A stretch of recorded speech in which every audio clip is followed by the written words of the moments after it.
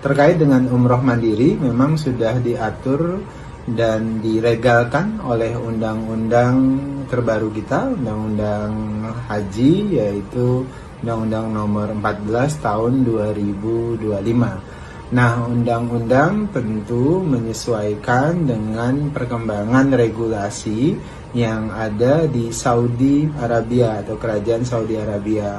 Pada saat ini pintu atau gerbang untuk pelaksanaan haji mandiri memang sangat dibuka oleh Kementerian Haji dan Umroh Saudi Arabia, sehingga Indonesia tentu secara regulasi harus kompatibel, bahkan harus menyesuaikan regulasi kerajaan Saudi Arabia, sehingga kita kemudian di dalam undang-undang atau perubahan undang-undang bersama dengan DPR itu melegalkan haji mandiri.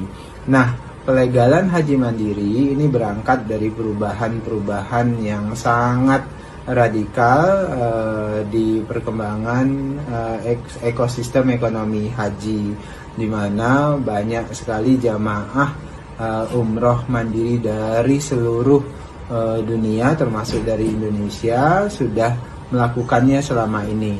Nah, bahkan ketika undang-undang lama tidak mengakomodir pelaksanaan umroh mandiri, jamaah umroh kita sudah banyak yang melakukan umroh mandiri karena aturan dan regulasi pemerintah Kerajaan Saudi Arabia sangat membuka peluang itu. Nah, sehingga kita ingin melindungi seluruh jamaah umroh mandiri atau seluruh jamaah umroh kita, maka kita masukkanlah di dalam undang-undang untuk memastikan perlindungan terhadap jamaah umroh mandiri. Namun ketika kita ingin melakukan perlindungan terhadap jamaah umroh mandiri, juga artinya kita juga akan melindungi seluruh ekosistem ekonomi yang ada di dalamnya. Pertama ya, jamaah umroh mandiri ketika mereka dilegalkan dalam undang-undang, ketika mereka berangkat ke Saudi Arabia, secara otomatis mereka terlindungi oleh negara, peran Kementerian Haji dan Umroh, peran Kementerian Luar Negeri, peran para atase itu semuanya secara otomatis punya tanggung jawab terhadap perlindungan terhadap mereka. Bagaimana dengan mekanismenya? Mekanismenya akhirnya nanti di masa yang akan datang terkait dengan haji mandiri ini, mereka harus juga terdaftar atau melaporkan atau melakukan pemesanan, misalnya hotel, kemudian layanan-layanan lainnya di Saudi Arabia melalui sistem nusuk yang terintegrasi antara Kementerian Haji Arab Saudi dengan Kementerian Haji Indonesia, sehingga kita bisa mendapat data yang benar terkait dengan jamaah umroh yang berangkat ke Saudi Arabia, dan kita bisa melakukan perlindungan terhadap jamaah umroh tersebut.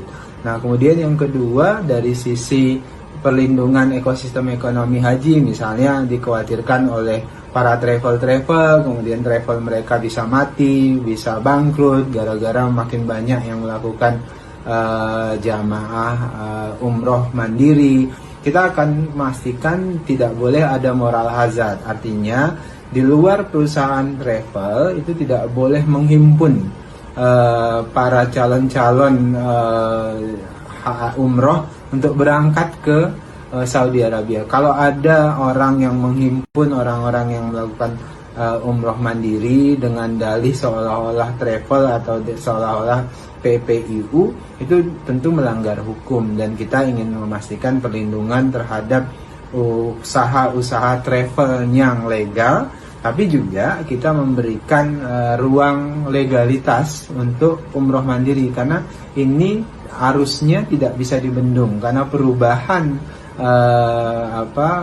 iklim pelaksanaan umroh dan haji di Saudi Arabia yang membuka peluang untuk umroh mandiri, maka itu juga harus kita sesuaikan.